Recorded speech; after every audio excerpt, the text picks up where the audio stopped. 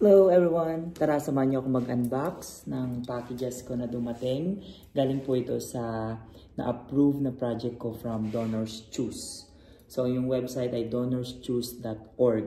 So kung kayo ay nandito sa USA na teacher, pwede rin kayong gawa ng inyong project.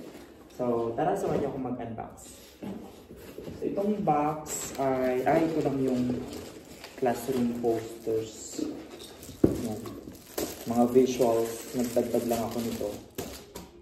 And then, since I'm teaching math, nag-order din ako din ako ng project na magnetic, X and Y coordinate, right on white of grid. So,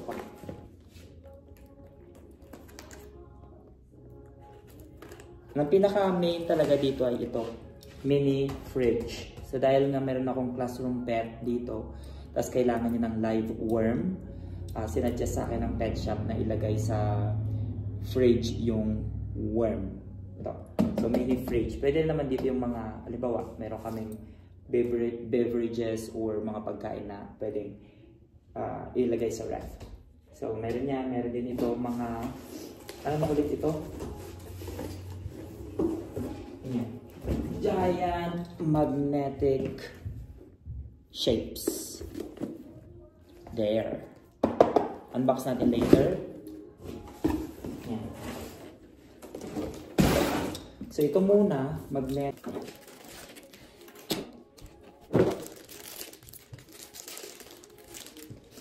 Yan, dito tingnan natin. Yan.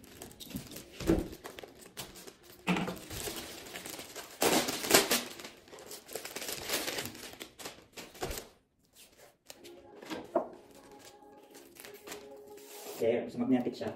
Sa taas naman yung magkabit. So, nalagay lang siya sa whiteboard. Ayan. Although pwede nang gamitin ito although recently ang ginagamit ko sa aking mga graph ay yung smartboard na. Ayan.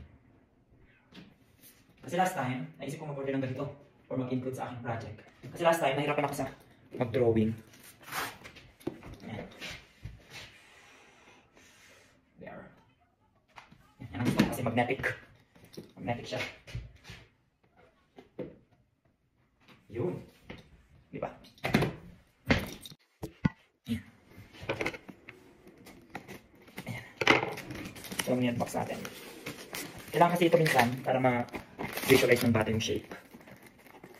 Geometric shapes. There. Ayan. There you go. Papers. Oh, ganito lang siya.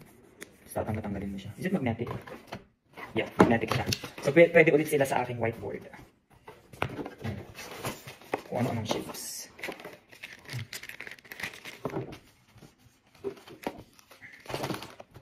Pentagon, octagon. Ang dami dito kung ano-anong shapes. So, tsaka ko na siya i-arrange. Kasi patapos na rin naman yung aming school year. Pwede mong ipagawa sa mga bata. Ayan. Ganda. Then, next natin, ito pa. Tignan pa natin yung mga iba. O, karagdagan lang. Mga fractions naman. Fractions, circles, and bars. So, complete set ata pang kinuha ko. Ito naman ay para sa place value blocks. So, hopefully magamit ko sila sa mathematics. Kasi natuturo ko ng 7, 8, high school side, middle school to high school side ng math. Okay. There we go. Now, buksan natin yung ref.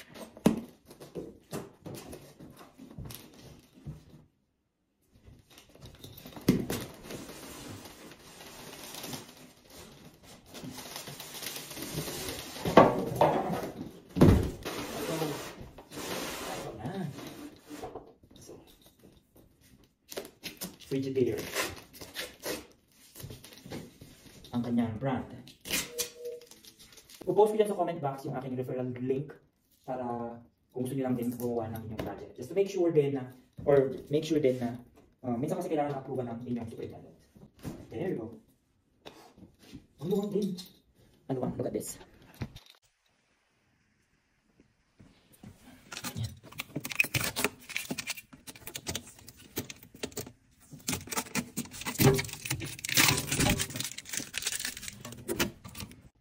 Ayan. So, meron din siyang freezer. Maliit dyan. Meron din siyang pang-operate. May light. Then 1 and 2. Meron siya lagay ng mga beverages. Mayroong inumin yung mga bata or may mga food silang pwedeng ilagay sa classroom.